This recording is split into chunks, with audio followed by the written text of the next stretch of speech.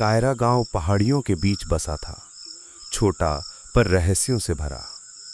गांव के किनारे एक पुराना मंदिर था, मरावा देवता का।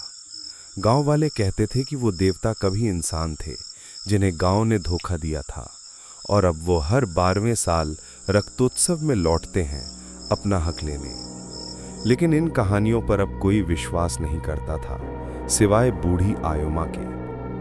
उस साल कायरा गांव में पहली बार सड़क बनी थी, और उसी सड़क से आता है रोहन, शहर का एक इंजीनियर जो गांव के पास की पहाड़ी पर नया रिजॉर्ट बनवाने आया था। उसे गांव वालों के डर भरे चेहरे देखकर हंसी आती थी। 12वां साल है बेटा, आयोमा ने उसे चेताया। रक्तोत्सव आने वाला है, देवता को परेशान मत करना। रोहन मुस्कुराया। देवता, या आपका पुराना कोई बिजनेस ट्रिक? 3 दिन बाद काम शुरू हुआ। मशीनें, मजदूर, शोर शराबा। पर शाम होते ही सब बदल जाता। हवा भारी हो जाती, पहाड़ी पर अजीब सी गंध फैल जाती, सड़ी हुई मिट्टी और लोहे जैसी। रात को रोहन की नींद टूटी किसी के डमरू की धीमी आवाज से। उसने बाहर झांका। धुंध में एक आकृति मंदिर की ओर जा रही थी, लाल कपड़ों में लिपटी, हाथ में दीपक लिए। वो आकृति झुककर मंदिर के दरवाजे पर कुछ रख रही थी।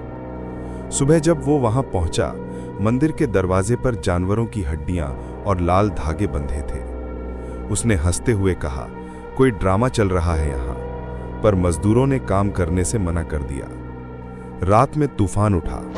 रोहन अकेला कैंप में था। मशीनों की आवाज खुद ही चालू हो गई और दूर मंदिर की दिशा में लाल रोशनी चमकी। उसने टॉर्च लेकर बाहर निकला। हवा में फुसफुसाहट थी, मेरा हक। उसने टॉर्च मंदिर की ओर घुमाई और देखा आयोमा वहीं खड़ी थी, हाथ जोड़कर किसी से प्रार्थना कर रही थी। अचानक आयोमा गिर पड़ी और उसके पीछे वही लाल कपड़ों वाली आकृति प्रकट हुई। चेहरा पूरा राख से ढका था, आंखें जलते कोयले जैसी। वो धीरे धीरे रोहन की ओर बढ़ी। क्यों तोड़ी पहाड़ी? उसने गूंजती आवाज में कहा। ये मेरी देह है। रोहन चीखते हुए भागा।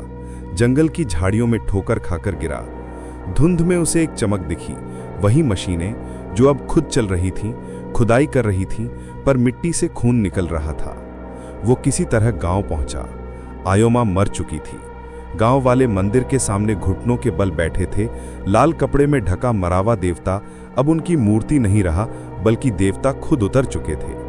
रोहन ने कांपते हुए कहा, मैंने कुछ गलत नहीं किया। पर देवता ने बस एक वाक्य कहा, जो धरती का सौदा करता है वो धरती में समा जाता है। अगली सुबह पहाड़ी पर सन्नाटा था। मशीनें बंद, मिट्टी ठंडी। रोहन का कोई निशान नहीं मिला, सिवाय उसके हेलमेट के, जो मंदिर के सामने खून में डूबा पड़ा था। गांव वालों ने उस दिन के बाद रिजॉर्ट की बात फिर कभी नहीं की, और कहते हैं अब जब भी वहां कोई खुदाई करने जाता है, मशीनें अपने आप बंद हो जाती हैं और मिट्टी से किसी के बोलने की आवाज आती है, ये मेरी देह है।